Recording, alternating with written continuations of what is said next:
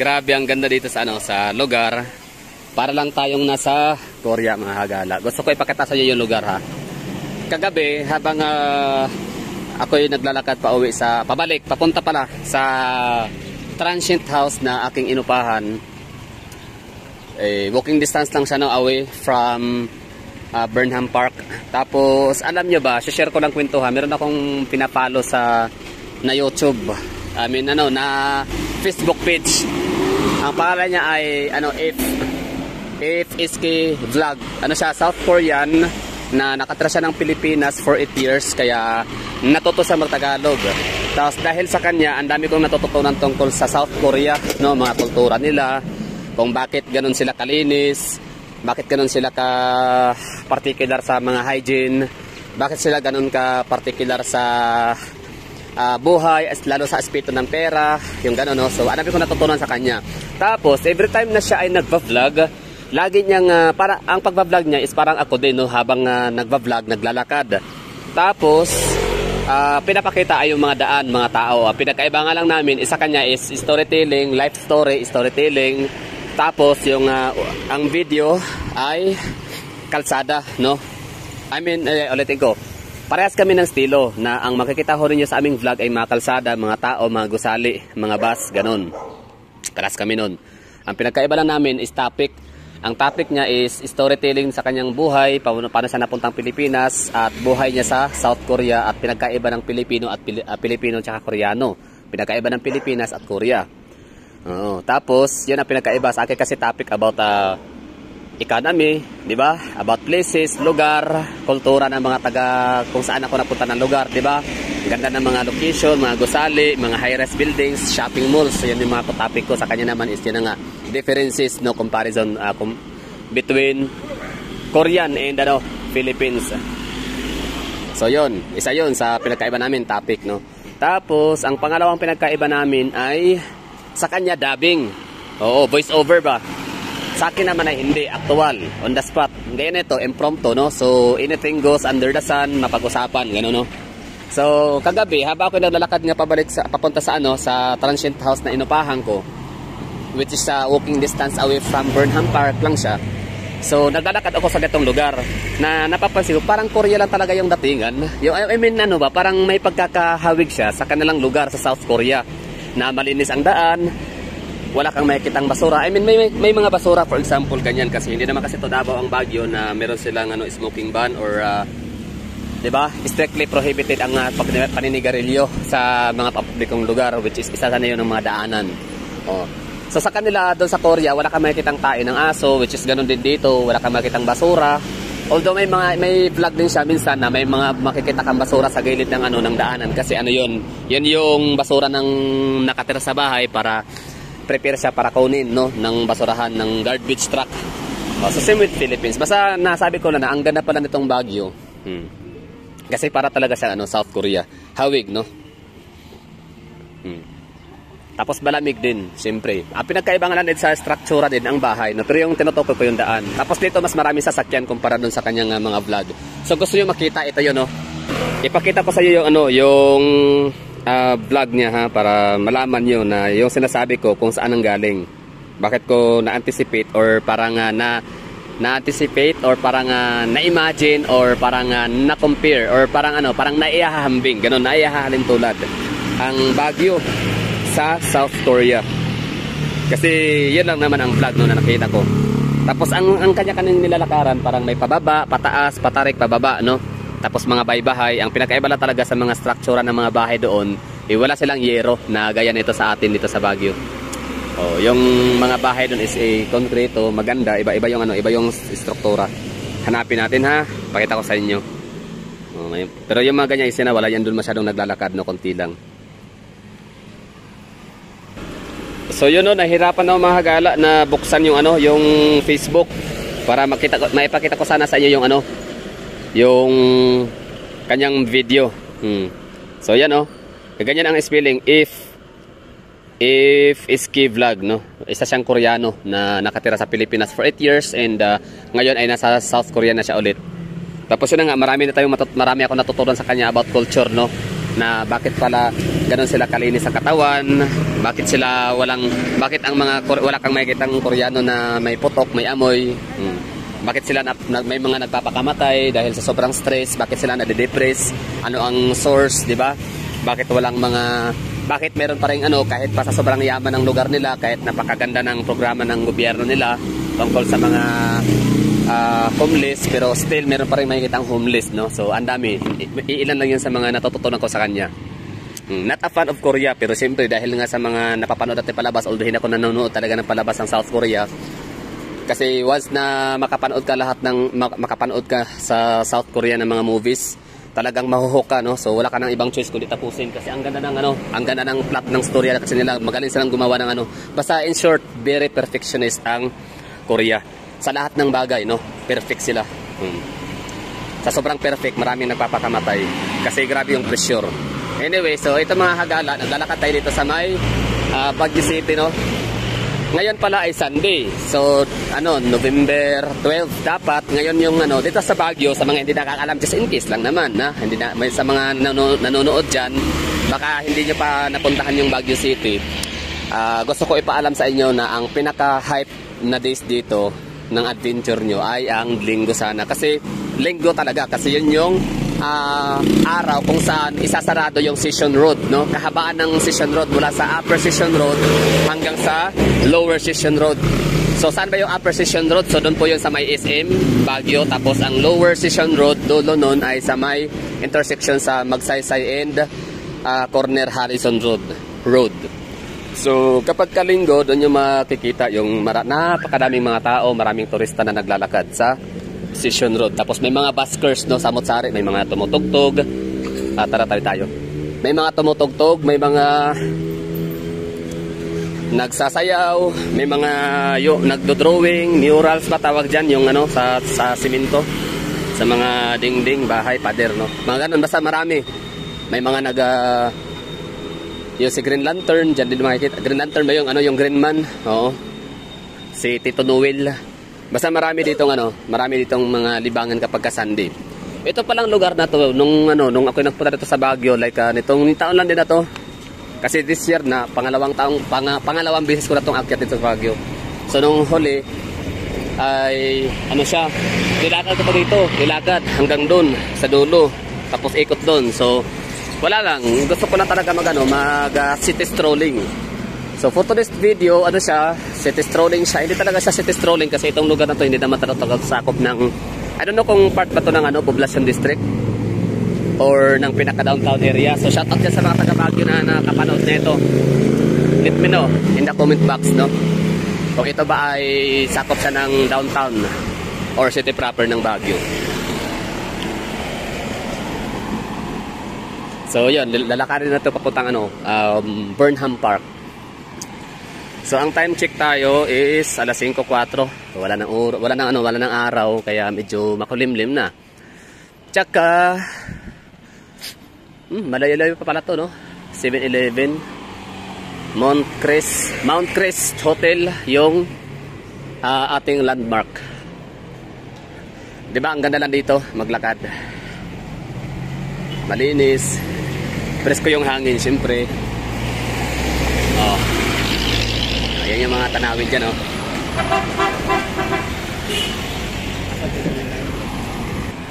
Diba? Ang ganda lang, oh.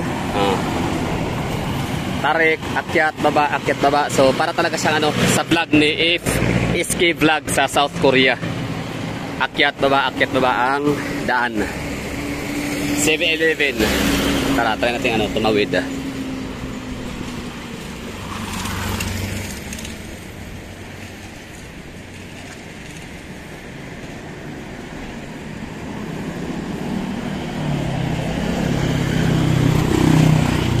Ang ganda dito kasi meron talaga silang sidewalk, no? Para safe, para sa mga pedestrian, sa mga tao.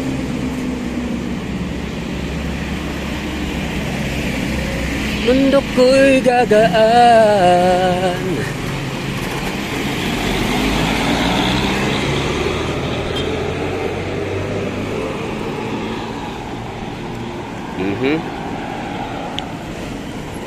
So sana magustuhan nyo itong panabas, ha? hindi ko to siya tatapusin hanggat hindi tayo makarating sa Burnham Park. Tapos dito talaga makapagporma ka talaga dito, like jacket no. Yun, no, cute ng aso. Sayo, di ba? Sayang walang dalang pagkain. Dugi, pangalan tay. Sayo to? Hindi, sayo. Ah, di ba? Oh. Dugi. Cute. Lalalala. Tapang pala. So yun, bali ganda ng ng kalsada, malinis. Para ka lang naglalakad sa Korea base sa aking nakikitang mga vlog.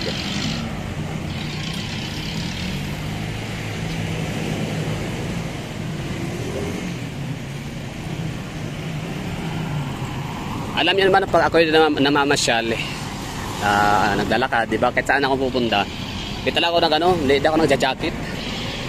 Oh, pero tingnan ito, naka-jacket ako ngayon, oh. For the first time. Oh, dati kasi hindi ako nagja-jacket kasi gusto kong ma-enjoy yung weather. Hindi ka pagpapawisan. Pero dito, kahit ka nagka-jacket ka na, oh, tingnan mo sila, di ba? Oh, naka-jacket. Hindi sila pinagpapawisan. Ako din, hindi rin.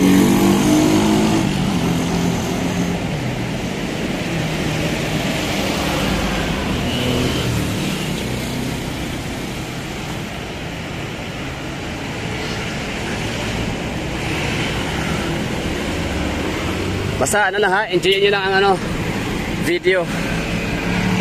Sasama ko lang kayo, sabay-sabay tayo maglakad dito.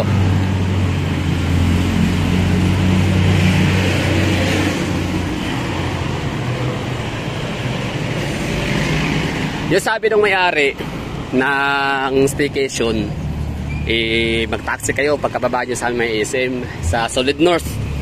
Sabi ko, ayoko, gusto ko maglakad lang.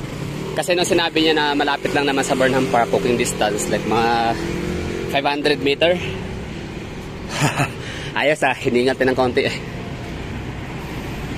Yan sila ma'am. Mga taga rito yun, no? Ang palatandaan ng mga taga rito tsaka mga dayo, mga namamasyal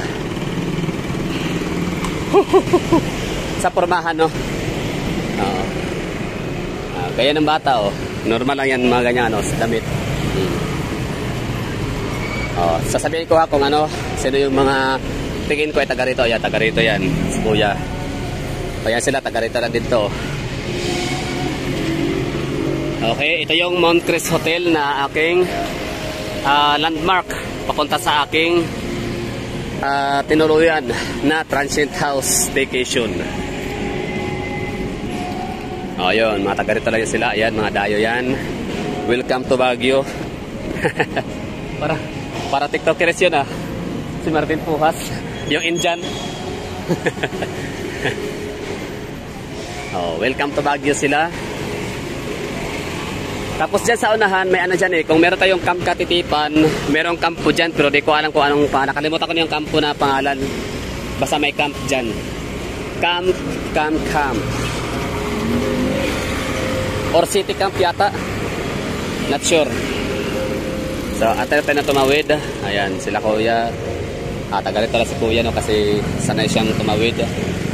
Ayun, maganda dito. Talagang, nagbibigay talaga sila ng respeto sa mga mananawid sa Davao. Nako, nakakatakot, nakakahiya ba? Dalawa yung mararamdaman mo. Takot, baka kasi hindi gumana yung preno ng rumaragas ang sasakyan papunta sa iyo. Kaya wag kang maglakad na gaya nung ginawa namin dito. Kaya gaya nung ginawa niya na napakakalmado lang, relax lang na naglalakad. Kasi pwedeng masagasaan ka sa Davao. Marami ng instances na sagasaan sa Davao. So, ang pedestrian sa Davao, pedestrian lanes ay hindi na siya safe place for pedestrians. Okay? So, laging tandaan ho yun. Tapos, pangalawa, mararamdaman mo yung hiya, no? Parang nakakahiya ba? Para bagang walang karapatang maglakad sa pedestrian, parang walang karapatang tumawid. Kasi piprino, pip, gaganunin ka ng mga taxi driver. Nakakahiya. Kaya parang ako as pedestrian, ako lagi yung nag-a-adjust, no? Minsan pagkasama ko yung nanay, siyempre senior citizen, di ba? Parang ano yan eh, mahina na. So minsan nakalimutan ko. Parang ang dalawa lang ang mangyari. Mahihila ko siya, makakaladkad ko siya kasi gusto ko magmadali. Kasi nga, parang ano nga, nagmamadali nga yung mga taxi driver doon. Madalas kasi, sorry ha, kadalasan talaga sa mga taxi driver sa Davao eh, naiihi lagi or natatae. Taing-tae lagi, no? Kaya nagmamadali. Na meron naman sanang speed limit. Anyway, ano ba? Yan lang. Ito yung ito na yung downtown area kung saan likod nito ay City Hall of Baguio. Bukas, Lunes, try natin magpunta sa City Hall. Tutur ko kayo doon. Linggo ngayon, so ngayon ang pinaka-busy na araw sa sentro, no, sa proper ng Baguio. Yan ang Harrison Road. Maraming mga buskers na nagpe-perform para sa mga turista, mga dayo.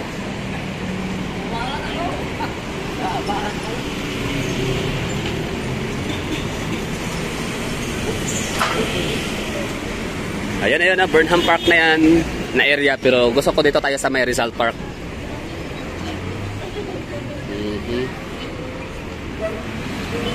Alam niyo, sa totoo lang, no, nakakaingit yung yung mga, ako yung naiingit sa mga taga rito, sana all taga rito, dito nakatira kasi ang ganda ng ganda ng mga mukha nila, mga balat. Hindi sila haggard. Siyempre, maginaw, malamig ang dito, klima.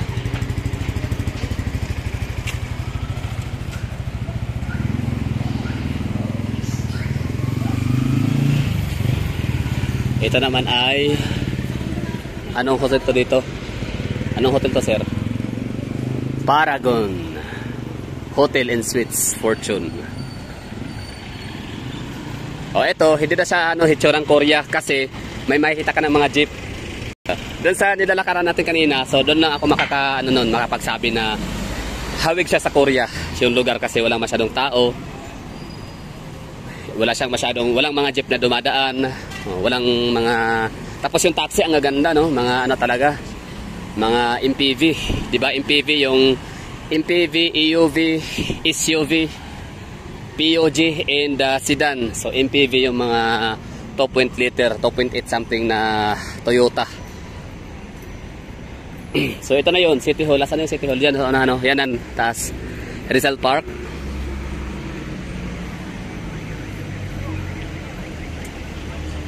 Dito na aakitin pa kasi natatabunan ng mga punong kahoy at mga pananim. Kasi ito na yung kawit tayo dito. Dito pala yung sakayan, ha. Kung umabot ka sa punto ng video na to, so ito yung sakayan papuntang Camp Dangwa, papuntang yan, dadaan yan ng Strawberry Farm.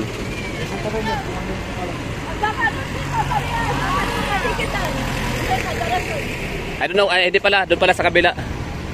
Basta dito lang, Rizal Park. Kung gusto nyo pumunta ng Strawberry Farm, Bel Air, yung Chinese Temple ba, Taoist Temple. So yun, doon sa unahan. Basta samiran dito, Buyagan, okay? So yun lang mga hagala, maraming salamat sa panonood, no? So that's all for this video. See you sa aking susunod na mga vlog. Mag-ingat ko kayong lahat. Maraming salamat. O nga pala, happy 2-year anniversary sa ating ating Munting Lagusan Pahayagan. Channel yun, channel.